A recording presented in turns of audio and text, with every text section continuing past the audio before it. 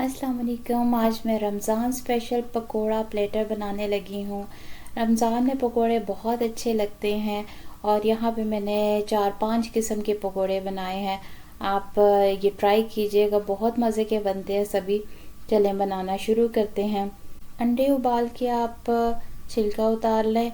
अब यहाँ पे हम ऊपर जो कोट करना है बेसन, उसका ये मिक्सचर तैयार करेंगे। 1 टीस्पून नमक है, 1 टेबलस्पून लाल मिर्च पाउडर है, 1 टीस्पून कुटी मिर्च है, हाफ टी स्पून ज़ीरा है, चुटकी अजवाइन जाएगी इसमें, और 3 से 4 खाने के चम्मच भर के मैंने इसमें बेसन शामिल कर दिया और चुटकी मैंने मीठा सोडा भी डाला और फिर पानी डाल के हम इसको अच्छी तरह से मिक्स कर लेंगे, सारे लम्स ख़त्म कर देंगे इसके और एक स्मूथ सा बैटर बना लेंगे।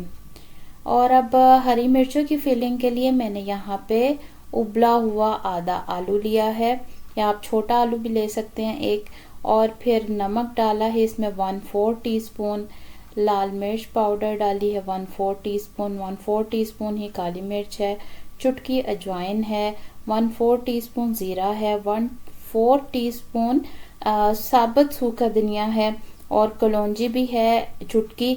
और फिर इसको हम आलूओं को मैश करके सारे मसाले मिक्स कर लेंगे और साथ ही फिर इसमें थोड़ा सा लीमू भी छिड़क देंगे। इसमें लीमू डाल दें तो वो बहुत अच्छा फ्लेवर देता है।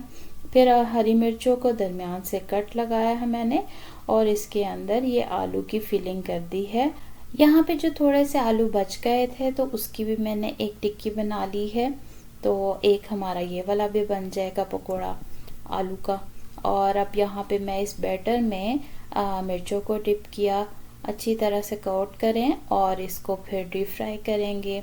यहाँ अब मैं अंडा जो उबला हुआ था उसको मैंने दरमियान से आधा काटा और उसको भी इस बैटर में डिप करके अच्छी तरह से और इसको भी फ्राई करेंगे। अंडे बहुत जल्दी हो जाते हैं क्योंकि वो पके हुए हैं, तो उसको हम सबसे पहले निकाल लेंगे।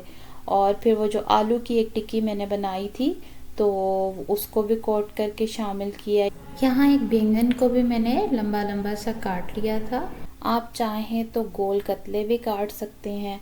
और फिर मैंने आलू के भी कतले काट लिए थे, बारीक काटिएगा, और वो भी कोट किए मैंने बेसन में और फिर इनको मैंने सबको फ्राई कर लिया।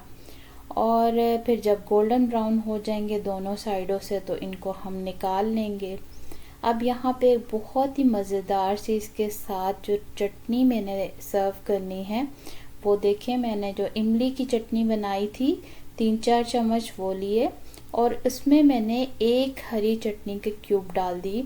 तो जब ये मेल्ट हो जाएगी तो इसको अच्छी तरह से मिक्स कर लें। इसमें कोई नमक मिर्च डालने की मज़ीद ज़रूरत नहीं है।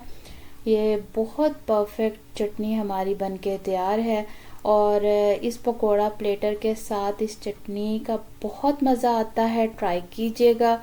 उम्मीद है आपको आज की वीडियो अच्छी लगी होगी। अच्छी लगी है तो लाइक और सब्सक्राइब भी कर दें और शेयर भी कर दें। अगली वीडियो तक के लिए अल्लाह हाफ़िज़।